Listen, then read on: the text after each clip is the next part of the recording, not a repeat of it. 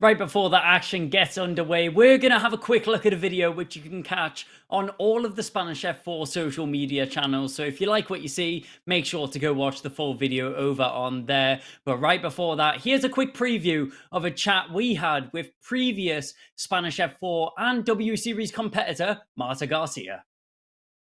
From when you started doing professional racing in cars rather than karting, which was, of course, Formula 4. How was your experience there?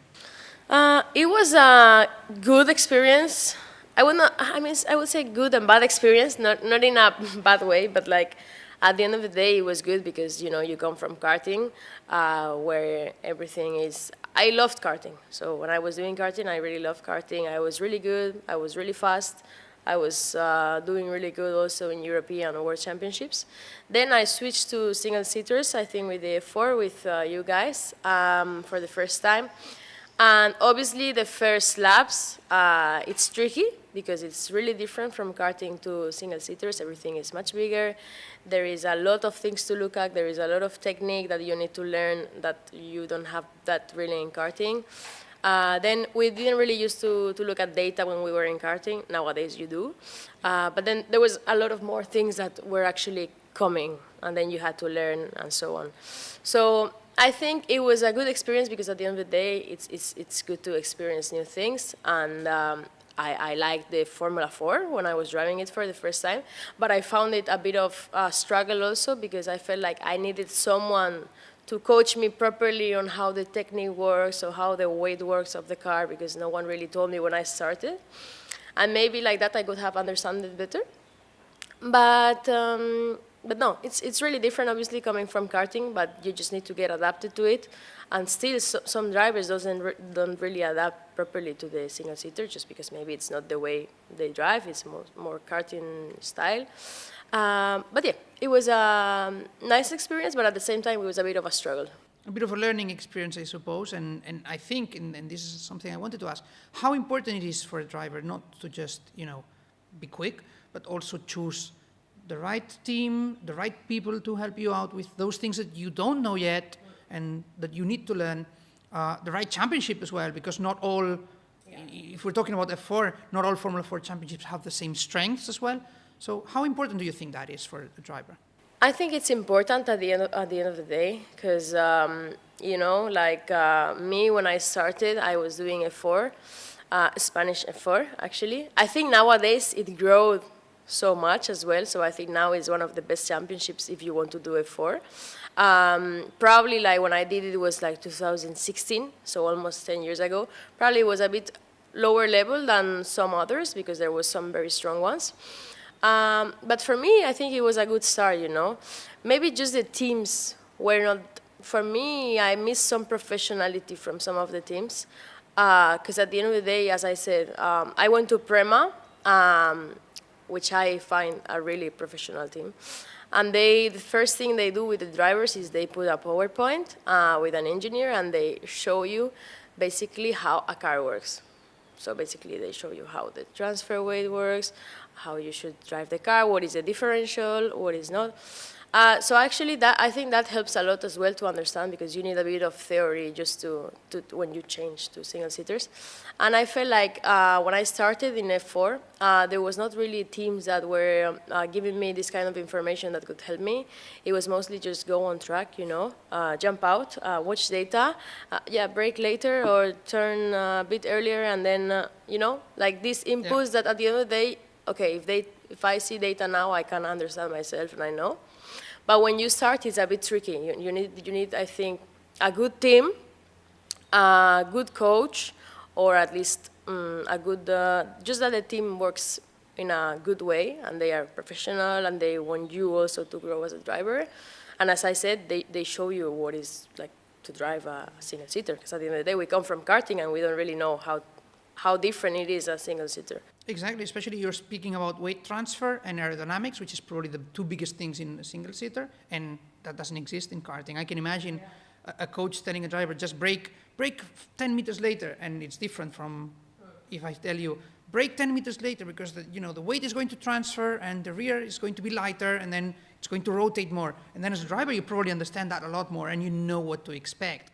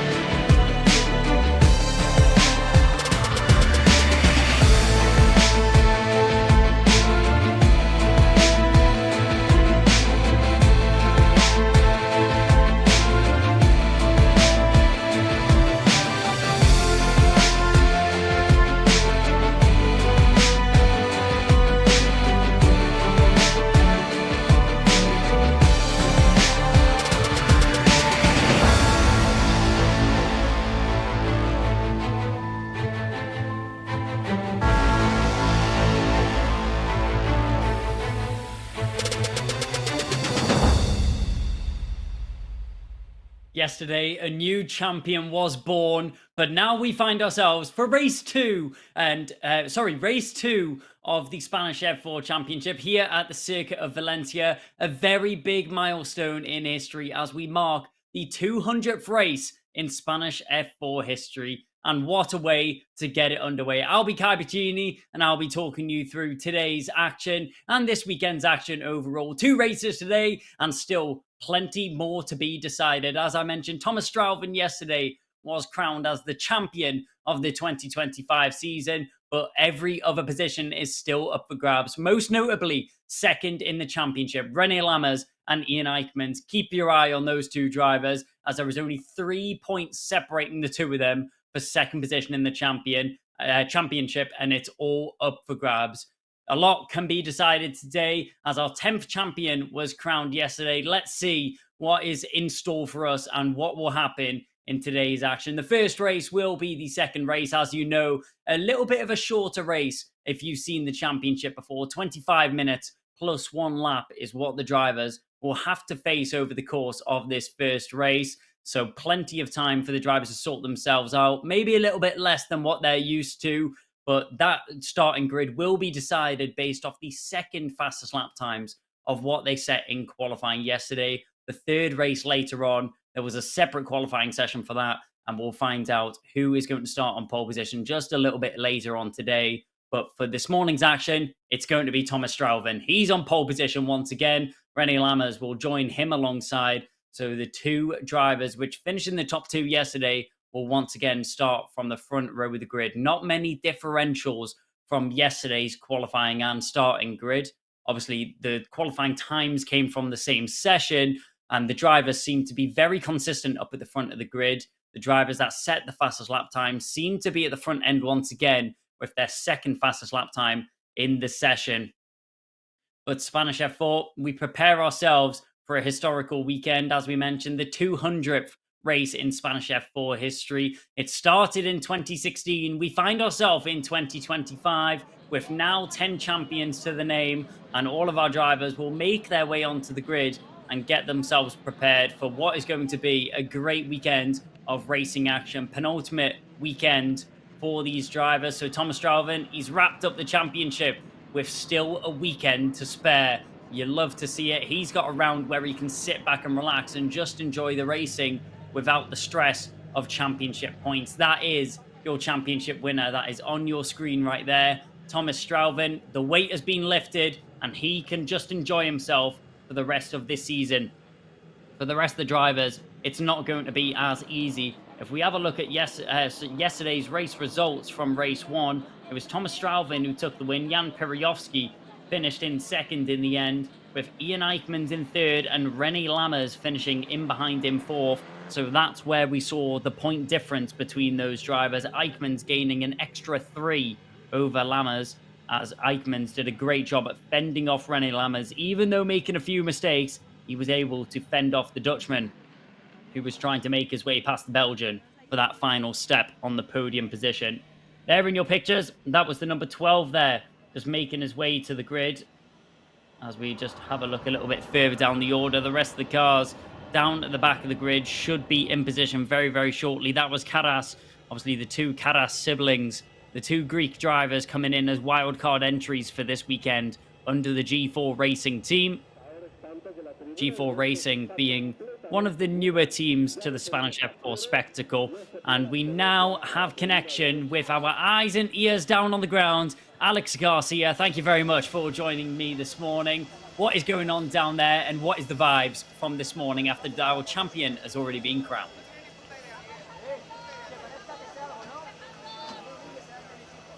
Hello again, Kai. As always, happy to hear from you from this Ricardo Tormo circuit in Valencia. As you can see, all around me, the atmosphere is fantastic. There's a lot of people here at the track. They really, really want to enjoy this Sunday racing, which is, of course, the same thing we want to do. So we have, all of us, that in common. The big news, of course, is this title by Thomas Strauven. And I thought it was the best opportunity to take this chance to talk to a man who knows him very well and who has enjoyed all this 2025 season with the Belgian. Andre Romera, that was the result that you all wanted, that you all dreamed of. So mission accomplished for this 2025? I will say yes. The competitiveness of this championship is out of doubt. I think right now F4 Spain is the series more competitive, I will say, around the world. So we never expect to win here in Valencia, and it's been ideal because it's our home race, by the way. So I think Thomas has been showing that he has been the most consistent one. The way he was maximized his good days, but also his bad days, it's been amazing. And in the end, this is a good lesson, you know, to learn. You need to be consistent in life. And beyond that, of course, you have the goals of your own team, because it's not just about a driver winning. You have a team championship to win. That goal for today, maybe for Barcelona? Yeah, 100%. We want to be the team champions as well. We know that we have a good chance with Jan as well. Both are always fighting in between them, but I will say we are going to try to keep the team as joint as possible to work now for the second target, which is basically winning the teams once. Any instructions that you've given the drivers not to fight too hard, or you just let them do? No, I think we need to them fly with their own wings, and then of course we will try to manage the expectations. Having Thomas as a winner, it's already like he removed a lot of pressure from his side, so now he just has to be doing what he has been doing the whole season. Thank you very much, Andrea, and good luck. Thank you. So this is the conclusion that we can have from the team boss himself right now here in Cheste, Andrea Romera, who knows that this is the goal for the rest of the season, winning as many races as they can, yes. But I like that he said that he's allowing the drivers, as he said, to fly with their own wings, to fight for the win if they want to fight. Probably it helps that they have a safe position in the championship. But I think at the very least this promises us a good race ahead, because the two drivers, of course, starting from the first row, and both are very competitive. So, you know, Strauben wants to win. I've heard that he wants to beat Zolov's win record here in Formula 4 Spanish Championship. And, of course, Jan Priorsky has to fight for that runner-up position. So both have their own goals to take care of. Of course they do. And one thing I picked up from that interview, Alex, was that that Thomas Strauben has been very, very strong even on his off days, which we've seen very few of, because Thomas Strauben, he's had 0 DNFs this season, which is so rare to see, isn't it, Alex? And surely that has to make him very, very notable for other teams in other championships moving forwards in his career.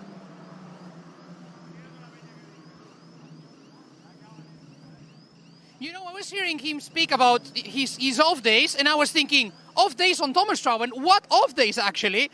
But no, this is really the truth, and this is a lesson not just for the team, not just for Thomas Strauben himself, but also for his rivals and from any driver or future driver that's watching the race. Consistency really is the key, because you can win a lot of races, but if you start having bad results, you start having DNFs, that's all going to affect your options for the title. And I think the key for Strauben this year has been just how many podium finishes he's managed to have. I think it was 14 out of 16 races. That is insane in a series as competitive as the Formula 4 Spanish Championship. So it speaks for itself about how quick he's been, how solid he's been, how good the team has worked with him. And I think he's definitely a driver to keep an eye on for the future, especially because we may have a chance to speak about it later, but we are starting to know what's going on with him for next year. So I think that will be quite interesting for the fans that follow both Formula 4 and Eurocup 3.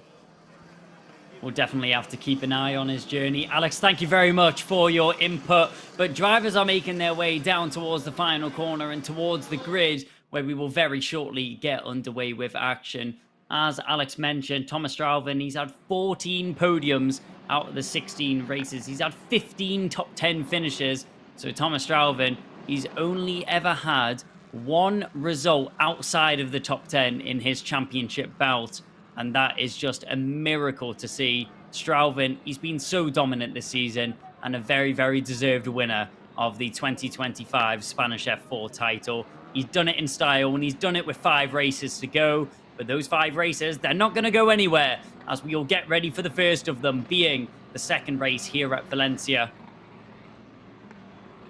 Drivers making their way towards the grid. There's Juan Cota, a little bit further down the order than we'd normally expect from the MP Motorsport driver here, as he had a couple of his lap times removed in the qualifying session.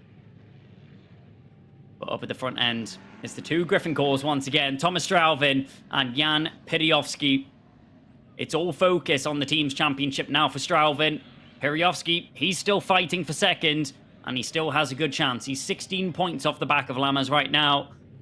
But anything can go the way of anyone. Obviously, a little bit of reduced points here because it's race 2. A shorter race as well. But still, you can't leave any points left on the table. It's all up for grabs. And every other position in the championship can still be decided. These drivers will be wanting to maximize their points as the 5 lights go on. Tension hits and we are racing. Great start there from Straubing once again. Piriowski, not the best jump off the line. As we can see in 3rd position, René Lammers is already challenging down towards turn 1. Squeezed onto the grass as trying to get involved is Renault Franco. Franco has to back out on the inside. Piriowski is going to try it on Lammers. Lammers is going to try the long way round. Watch out for Ian Eichmann as he was getting involved as well. 2nd position, that's going to go the way of Lammers. Lock up from Straubing in front. Nothing to worry about there for the leader as he keeps it all tidy. Still trying to get involved is Renault Franco as Schaufler is just pushing him out a little bit wide. Schaufler on the inside. The number 10 is going to pick up a place there as he manages to make his way past Miguel Costa. Costa drops down 1, and that's going to be a place gain there for the Red Bull Junior. Couple cars spinning off in the background. Who was that that's went off? That's Nathan Ty and the number 78 of Alfino Spina. So Spina's off with Ty, and that's heartbreak there for the two drivers in the TC Racing Machine and the Rodin as well. Oh, 2 cars as well on top of each other. That's the 32 and the 55. That's Emma Felbermeyer and Dobrganitsky. Oh, late dive there from Renault Franco as Franco is really getting his elbows out here. Gloves are off, and it's every man's game. There is a deflated Nathan Ty strolling away from his car. And it will be an early finish to his race. Safety car will now be deployed. So safety car out onto the track for those 2 incidents. Retirements, unfortunately, for 4 drivers already. Alfio Spina, Nathan Ty, Emma Felbermeyer, and Viktor Dobranitsky are all retired from this race already. That's such a shame to see so many great drivers fall at the first hurdle. But up at the front end, not much has really changed. It was a good start there from Lammers as he was able to jump Piriowski. And in the background, I think I saw one driver dive into the pit lane, yeah. And that was Hudson Schwartz. So Hudson Schwartz has pulled into the pit lane. Not quite sure why Hudson Schwartz has pulled into the pit lane there, but the number 1 comes in, and so does Christian Alfagali. So Alfagali and Schwartz in the pit lane. Spina, Ty, Felbermeyer, and Dobranitsky are out. So 4 retirements just now. We'll see what happens with those 2 cars that are in the pit lane. Not quite sure the reasoning for that. It'll be great if we get a replay of that first lap and see what happened for those incidents. Coming out of the pit lane, there is Hudson Schwartz. So no retirement for Schwartz. He'll have a little bit of work to do to catch onto the back of the pack, but you'll continue on his race. There's the number 33 of Christian Alfagali that we mentioned earlier on, the Red Bull Junior driver. It looks like he's going to step out of the car and he's going to join a list of great drivers to fall at the first hurdle. 5 retirements, unfortunately. The newest being the number 33 of Christian Alfagali. Alfagali just looks bewildered at this retirement. Looks like it was nothing that he was going to be expecting on the first lap of this race. Obviously, the worst situation you can find yourself in as a driver. With all sights now set on the 3rd race later on this afternoon, it's going to be a lot of work that needs to be done for Christian Alfagali to recover the points that he would have potentially lost in this race. Up the front end, René Lammers, he's making a good point here in 2nd position. As in the moment in time, he's just going to be extending his lead out to Eichmann for 2nd position in the championship. And this is the exact position that the number 9 is going to want to find himself in right now. The number 4 of Ian Eichmann obviously has a car splitting the 2 of Jan Piriowski. Piriowski once again looking to outscore the 2 of them as well. Let's have a look at this start here. It was a little bit slow off the line there on the outside from Jan Piriowski, and that allows the door to open up for René Lammers. as we see what looks like a fluid leaking out the car of Christian Alfagali, and that explains the retirement. But back to the start, threading the eye of the needle. It was a great launch off the line from Rene Lammers. That promoted him up into second position. In the background, there is the contact. It looks like there was actually another car involved. That could have been the number one of Hudson Schwartz, and that would make sense why he pulled into the pit lane. So Hudson Schwartz potentially involved in the contact, which saw Nathan Ty and Alfio Spina retire. And there was the incident between MF Elbermeyer and Viktor Dobrynitsky. So Dobrzansky out the race. Unfortunately, due to that contact that we just saw there. There's Hudson Schwartz. He's joined onto the back of the pack already, so he's ready for racing action once again. We're just keeping an eye on this safety car at the front, waiting for the lights to go out. 20 minutes still remaining in this race, so plenty of time for the drivers to sort themselves out in position. But the championship battle is what we are focused on for the moment. Straubing just seems to be an anomaly in the pack, as he's already sorted his position. The rest of the drivers are going to be going hell for leather, trying to find out where they're going to be heading into Barcelona later on tonight. With Barcelona being the final round of the championship, that's where all the tension will be heightened, and weight will definitely be piling onto the shoulder of these drivers. So up at the front end, it shouldn't be too long until we see the safety car peel off into the pit lane. The lights are still on for the time being. And once that safety car peels off into the pit lane, it's going to be down to Thomas Straubing to dictate the pace towards the line. Straubing virtually then becomes the safety car once those lights go off, because he's the one that controls the pace. And Rene Lammers cannot make an overtake until they cross that checker flag line. Rene Lammers, if we have a look at what the Dutchman has been putting down on the circuit this season, it's 3 wins to his name and 7 podiums, potentially making it 8 in this race. There's Nathan Ty sat on the pit wall having a little bit of a discussion with the rest of the team. Such a shame to see the driver that is currently sat 6th in the standings. British driver under the Road and Motorsport colours. We'll have to sit this one out and watch along from the sidelines. A little bit of a smile on his face, trying to take the positives out of a bad situation, and you can't blame him at all. Nathan Ty, he has taken home a win this season, which is a better position than he found himself in last season.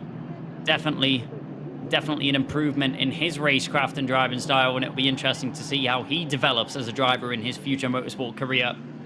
But his 1 win and 2 podiums isn't looking to pick up any more in this race, but there is still potential later on this afternoon, so we'll see how he recovers and how he fights back in the 3rd race later on.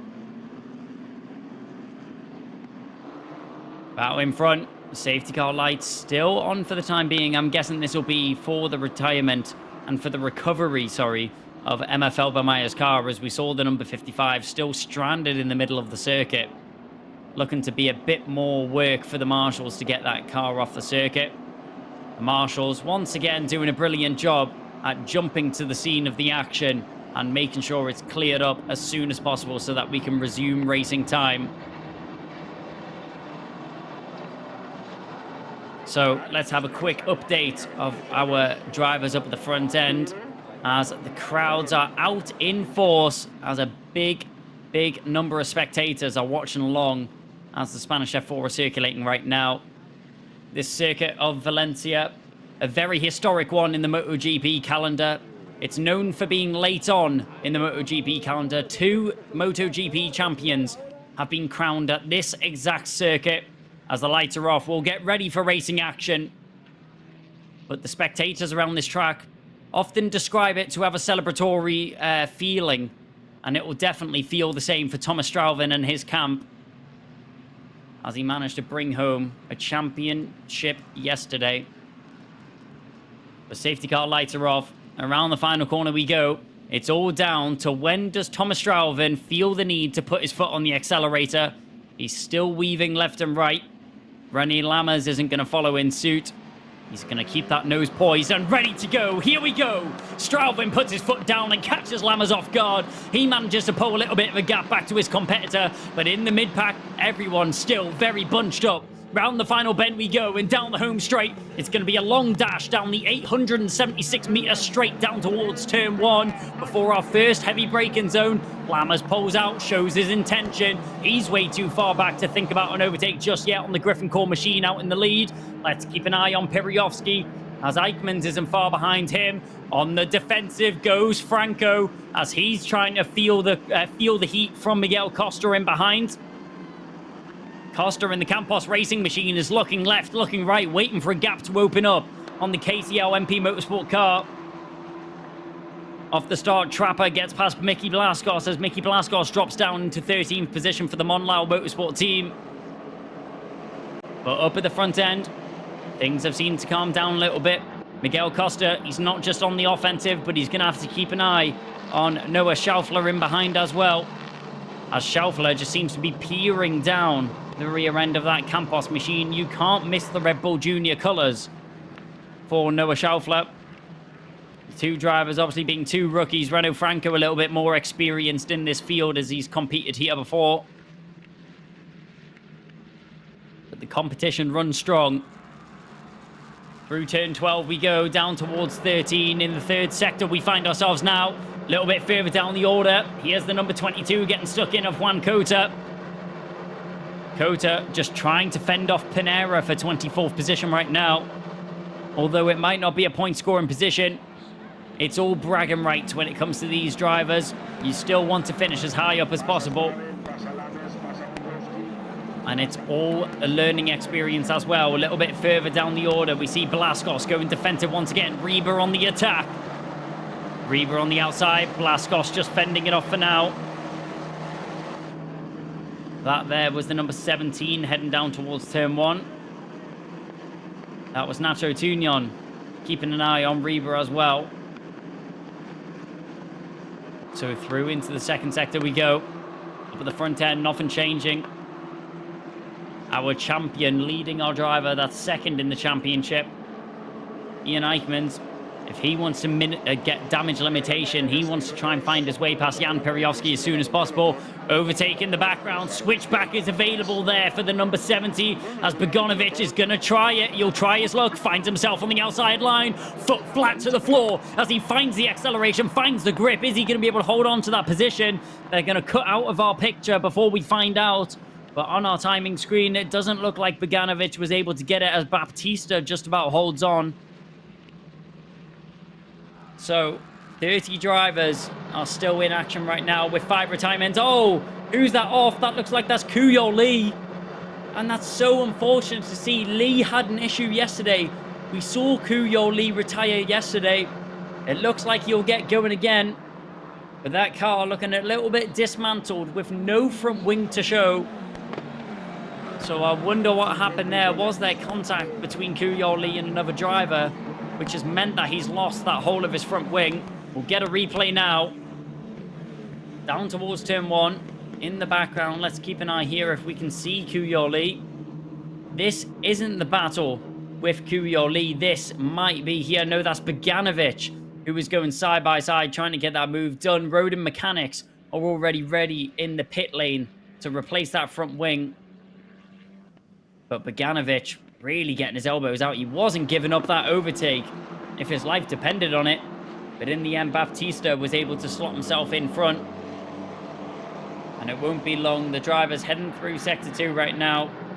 But Kuyo Lee, unfortunately, a track of his own. He'll pull in. And that will very quickly be a front wing change as the mechanics get to work. It isn't just a one-man thing. You only see the drivers out on the circuit, but there's a big team in the garages, in the pit lane, and also in the factories at home.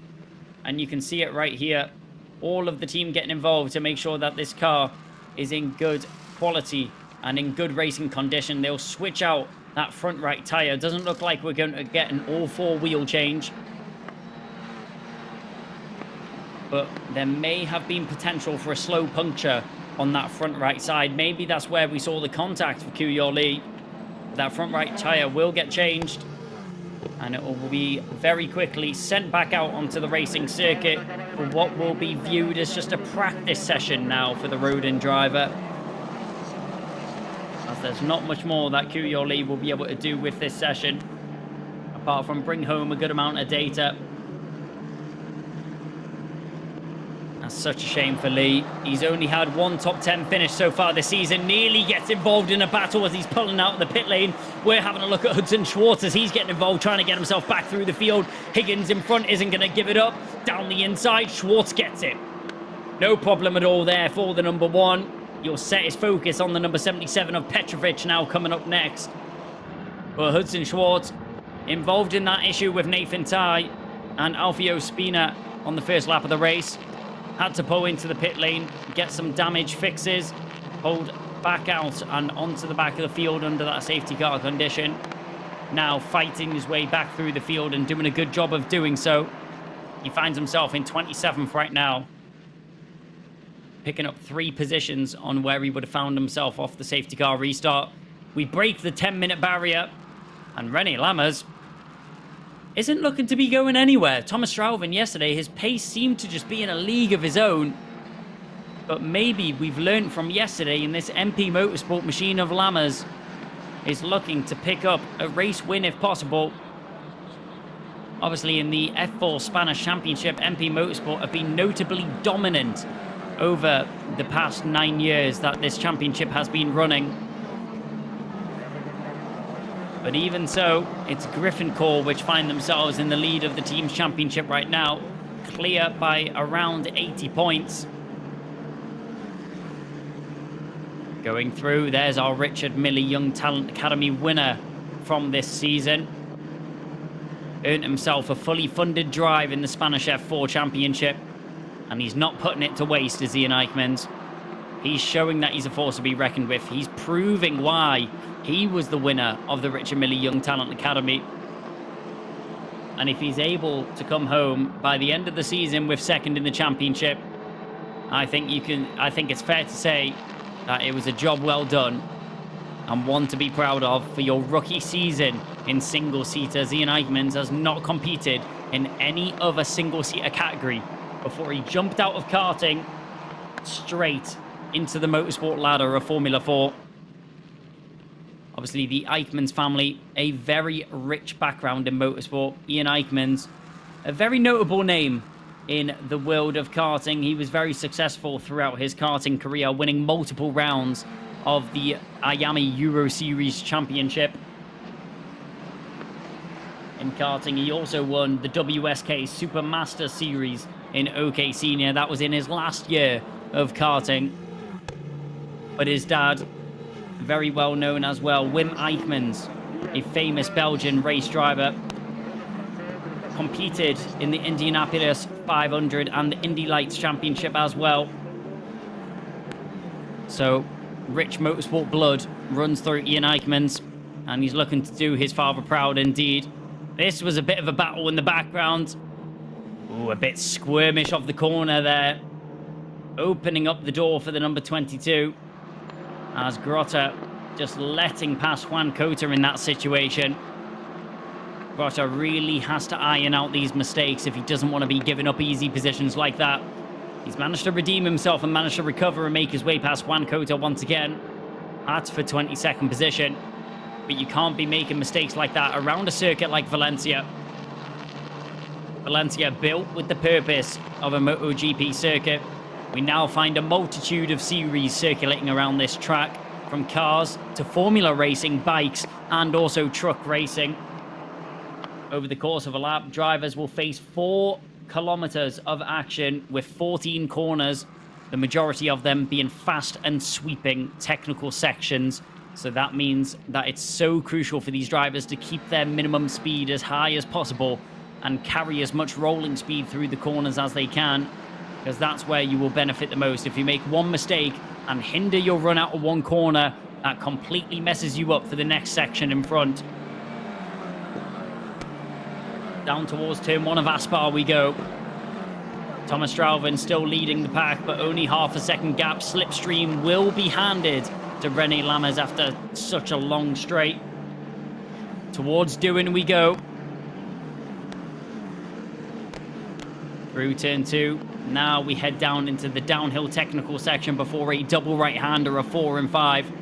Through the Nico Tirol section we go. As we head back up the hill. Only 25 meters of elevation over this circuit. So very flat, not many undulation changes for the drivers to force over the course of a lap. So not many chances for the car to be unsettled by the tarmac underneath them. But still a technical circuit indeed. And one that Thomas Strauven seems to have mastered over his last couple of races. Obviously still being his second season in the Spanish F4 Championship. He finished 7th last year. And a much greater promotion to first this time. Fastest lap under his belt right now. A little bit of racing action that was initially out of our cameras was heading on down in the background. And once again getting stuck in is Yanni Stephen Hayden's as he made his way past the wildcard driver of Caras in the G4 Racing colours. Yanni Stephen Hayden's doing a great job of getting himself stuck in the action. It may not be for a point scoring position down in 18th, but he always finds himself at the forefront of some action, does Yanni Stephen Hayden's. Up at the front end, still not much changing between our top two. As it's still Strauven from Lammers. The top two in the championship, but the top two on track right now. Heading through the order. The highest rookie in the championship right now being Ian Eichmann's. Also being the highest rookie on track. The driver in 4th in the number 4 car. Looking pretty set to take home the rookie championship, as he's got such an extensive lead over Noah Montero. The next rookie in the championship is down in 8th with only 85 points to his name. Ian Eichmann's with a grand total of 177. Eichmann's clearly grafting and putting in the work to get the most out of this season and the most out of that car possible. Although you see the Richard Mini colours on the livery, it's the MP Motorsport team which Ian Eichmann's is running underneath. Oh, big mistake there from Lammers as he runs way too deep through turn 11. As he heads down towards turn 12, you'll be able to see that gap visually extending between Thomas Strauven and his competitor in second. That mistake there from Lammers has maybe thrown the win contentions just out of the window. As when they cross the line, we'll get an update on the gap. It was 5/10 last time they crossed. Now they cross, it's 8/10. That separates René Lammers and Thomas Strauven, and that just accentuates the point that I was making earlier.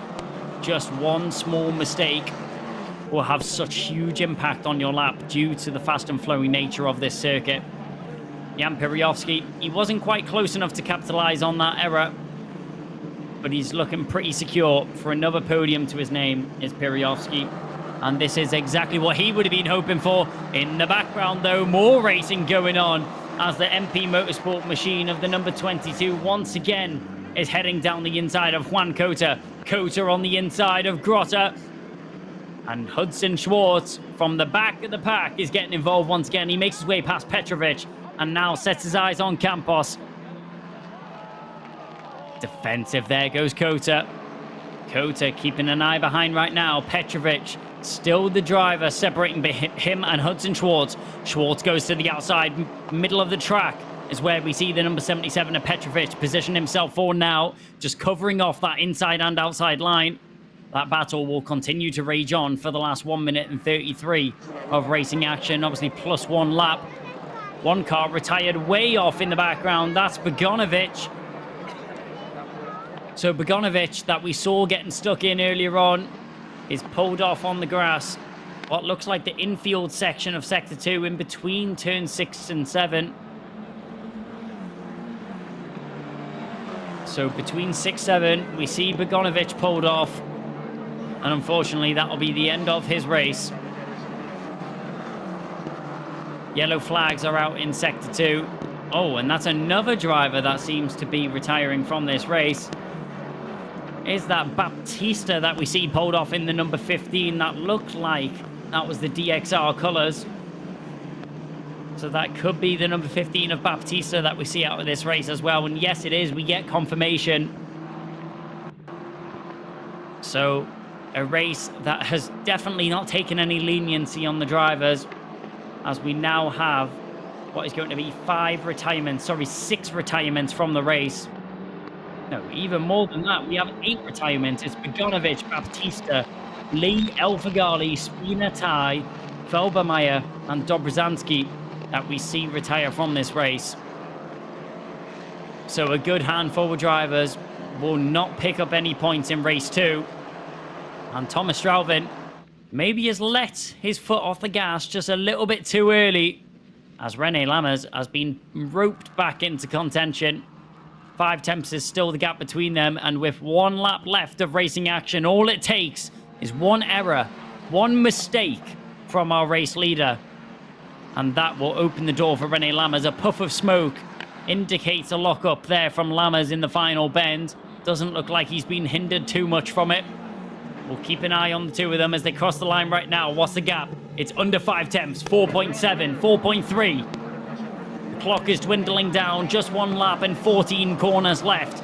You'll be counting down the corners. 13 to go, 12 to go now. Lammers runs wide, but gets a great exit out of turn 1, up towards turn 2. They're virtually nose to bumper now. Let's keep an eye on Straubing and Lammers. What's going to happen here? The number 99 and the 9 are going to go at it on this final lap. Heading into the second sector we go now, through 5 and up towards turn 6. Straubing will head the pack through Angel Neto. Down the back straight towards De La Afición. Lammers will still be on the chase. And Thomas Straubing looks to have got a great second sector so far, as he's managed to eke out a little bit of daylight between him and Lammers. So unless something drastic happens, it looks like another win is going to be going the way of Thomas Straubing,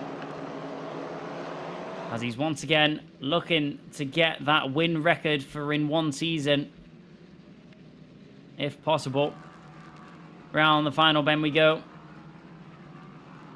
Obviously trying to beat that win record of Nikola Solov. Solov in 2022 picked up 13 race victories.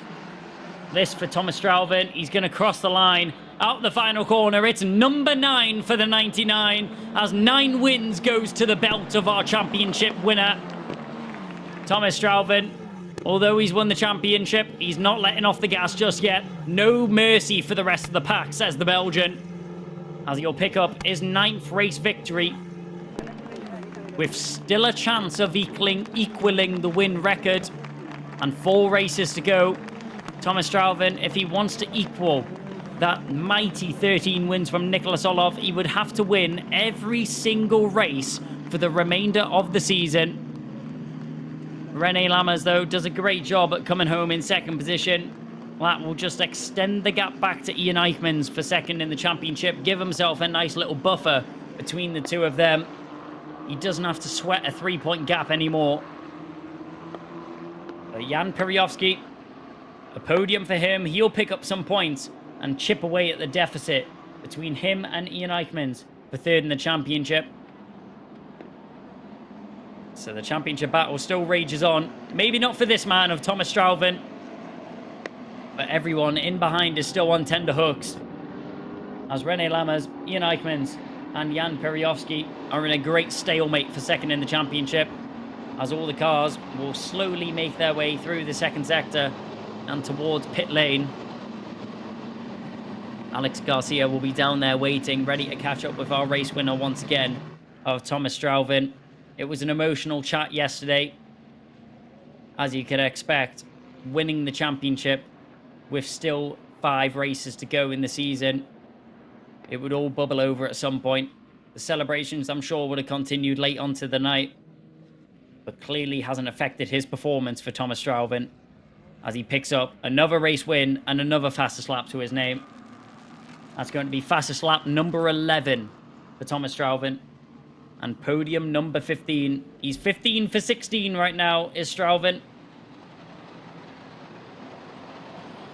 And as he makes his way around the final corner now towards the home straight, the pack of cars will now feed into the pit lane, and we will soon get a word down from Parc Ferme with our top three from Alex Garcia. In comes our winner, slow down from the scrutiny here, but there is the number 81 leading our way in. Obviously not our race winner was Noah Montero. Neither was the number 2 of Victor Cantan. There is the 99 of Thomas Straubing. You'll pull into such a familiar spot. That number 1 board in front of his car is going to be no surprise to the Griffin Corp team or Thomas Straubing. Griffin Corp picking up another nice haul of points to extend their lead out in front in the Champion Teams Championship. But the Belgian arises out of his cockpit as he'll pick up race win number 9. 2 wins for the weekend and 2 fingers alofted as he gets himself out of the car. He'll embrace his team and family for what was another lights to flag dominant performance from the Belgian. There is no stopping Thomas Straubing this season, and there is no stopping him this weekend, it seems. He's looking to keep on the form, which he's been so notably known for over the course of this year. René Lammers, second in the championship, comes home in second, but 2 Griffin Corp cars once again on the podium, with Jan Piriowski coming home in 3rd position. A good drive from Piriowski, wasn't able to hold on to that 2nd position. Wasn't the start he would have been hoping for as he jumped off the line. René Lammers was instantly challenging down into turn 1. And Piriowski was put in a difficult position. Which car did he defend from? Was it Renault Franco or René Lammers? He picked the earlier of the 2. Squeezed Franco to the inside line to the point where that overtake was no longer an option. René Lammers was able to squeeze through. And that, in the end, was what Lammers was able to take from that 2nd position. And Piriowski in 3rd. Ian Eichmann's finishing in 4th. And it was Renault Franco, Miguel Costa, Noah Schaufler, Victor Cantan, Noah Montero, and Pinetta. And that rounded out your top 10 for race 2 here at Valencia. The circuit of Ricardo Tormo. There is the number 99 car of Thomas Straubing. As the car is posted up for our top 3. I'm not sure that we'll get a word with our race winner, as it looks like the driver has very quickly been ushered over towards the podium. In the meantime, though, let's get some replays and some highlights from that race.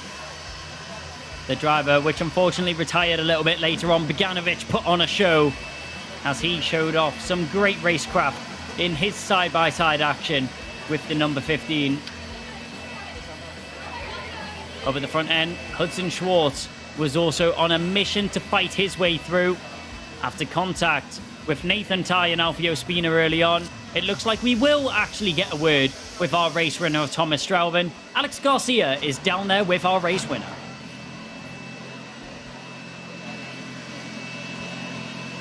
We could not let our race winner go away, although the other drivers had to let you go away. Thomas Straubing, 9 for the number 99. How was that one? Well, very special. To get our 9th win in the season feels amazing. But we don't stop the grind. We will keep on going, and we will see what we can get. Yeah, I cannot say that we...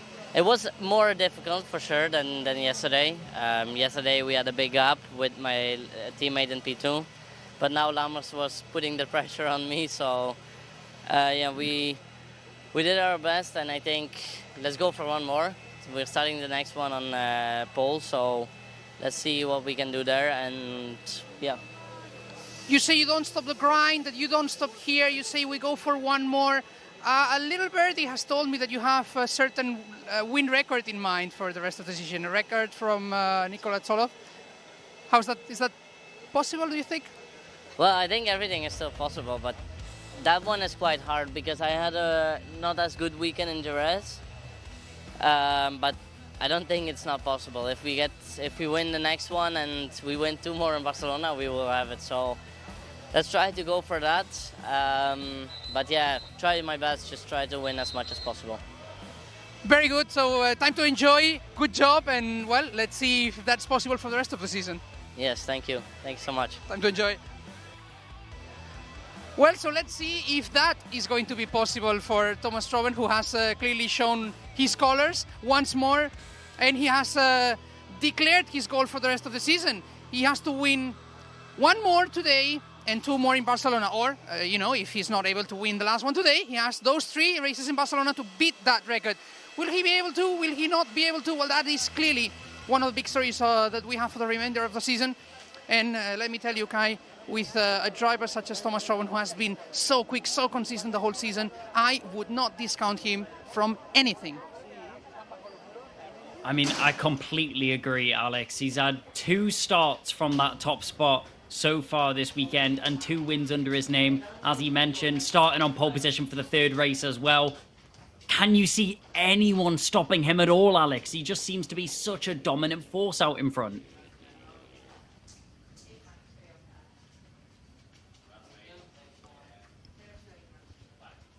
One would have to think of René Lammers and Jan Priorovsky as probably the great alternatives, let's say. Ian Aikmans hasn't maybe felt as comfortable here as he has been in other rounds, although he has been, of course, near the top, but maybe he hasn't had that little bit of an extra speed to challenge for the win.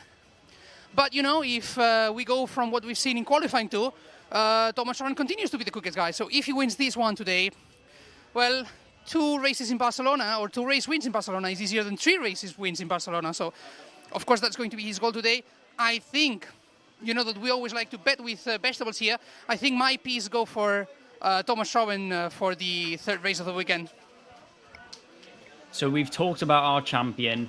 That's already been decided. 2nd in the championship. It's still all up for grabs, Alex. We've got René Lammers, Ian Aikmans, and Jan Priorovsky all challenging for that 2nd spot and that runner-up in the championship. I think it's fair to say Lammers, he's been very strong this weekend, but who do you think by the end of this season, let's say it with 1 round to go, who do you think is going to take 2nd in the championship, Alex? Because it's still all up for grabs and 3 very strong competitors.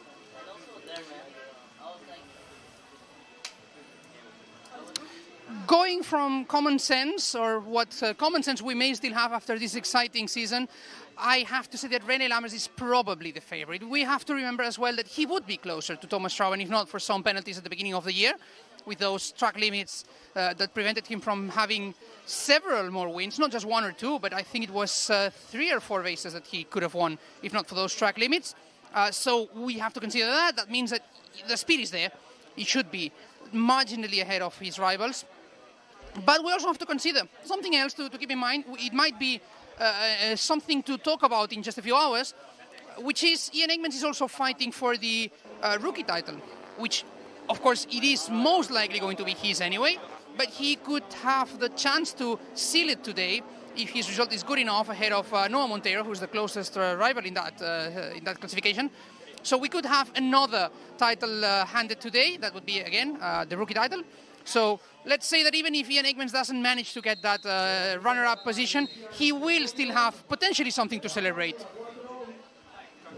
Yeah, Aikmans has just been so strong in this rookie season, and it shows in his points total as well. Alex, thank you very much for your input. We're getting ready for the podium celebrations right now as the drivers will very shortly head out onto the podium as well.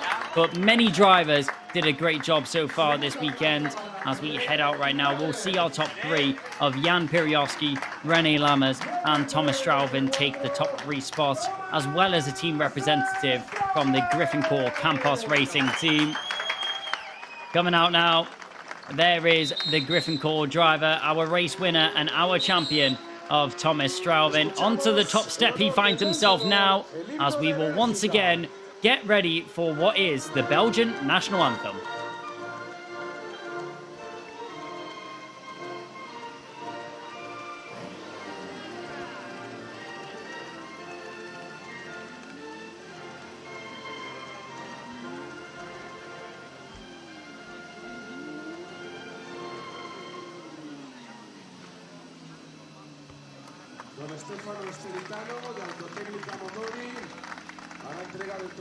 As the national anthem comes to a close, it will be now the trophies that are handed out to our top three. That was pretty much decided from that first lap onwards. There was some brilliant racing throughout, though. Unfortunately, 8 retirements, but a great recovery drive from the likes of the number 1 of Hudson Schwartz, which we saw recover to 24th position. And also, from a retirement yesterday, we saw what was Nicholas Schaufler pick up a 7th position finish. So a good amount of points to recover from yesterday. Did a great job making his way through in the Red Bull Junior colours. As the number one trophy handed to the number 1 driver, Thomas Straubing, a familiar face on the top step. And the trophies will very shortly be put down in exchange for the bottles of fizzy at their feet. And the celebrations will start to get underway. They can't get too excited just yet, though. There is still one more race later on this afternoon.